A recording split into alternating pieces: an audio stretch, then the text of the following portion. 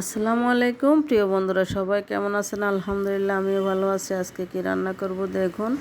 তো এই যে আদা কেটে নিয়েছি, রসুন বেছে নেব, আদা রসুন পেস্ট করব, আর রান্না করব আলু দিয়ে, মাছ দিয়ে। তো এখানে 2 পিস মাছ আছে, রুই মাছ আর হচ্ছে পাঙ্গাস মাছ।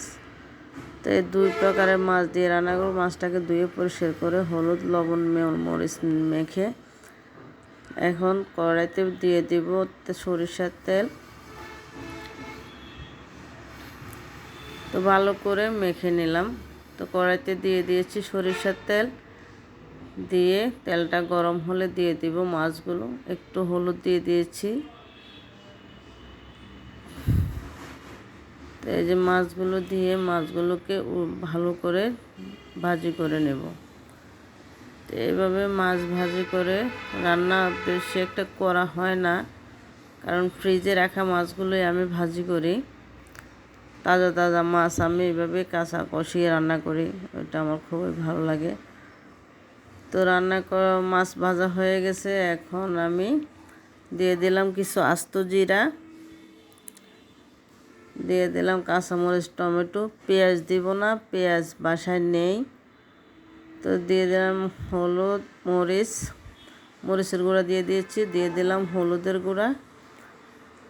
তো এটাকে দিয়ে দিলাম। এখন আদা রসুন পেস্ট দিয়ে ভালো করে কষিয়ে নেব। এদিকে আমি কিছু শুটকি একটু টেলে নিব। শুটকি টেলে নিলে হয় কি, খেতে একটা সুন্দর ঘ্রাণ আসে, কাঁচা গন্ধ থাকে না। তো শুটকিগুলোকে ভালো করে ধুয়ে আমি দিয়ে দিলাম, টমেটোর সাথে কষিয়ে নেব। মশলার সাথে একসাথে কষিয়ে নিলে সুন্দর একটা ফ্লেভার আসে। এটা যে আমার কি ভালো লাগে আপনাদেরকে বোঝাইতে পারবো না। কার কার এভাবে শুটকি ভালো লাগে প্লিজ জানাবেন কমেন্টসে। আর এই যে দিয়ে দিলাম আলুটাকে ভালো করে কষিয়ে নিতে হবে। তো এই যে কোনো তরকারি যত বেশি কষাবেন তত বেশি খেতে সুস্বাদু হবে। তো আমি এটাকে ভালো করে কষিয়ে দিয়ে দেব পরিমাণ মতো ঝোল।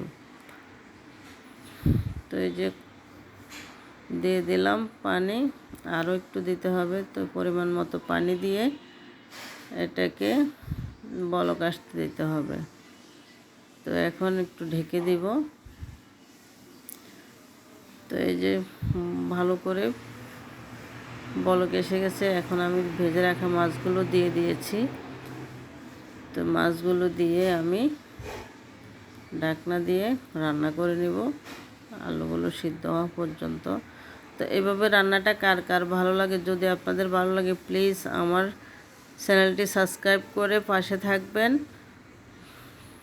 চ্যানেলটি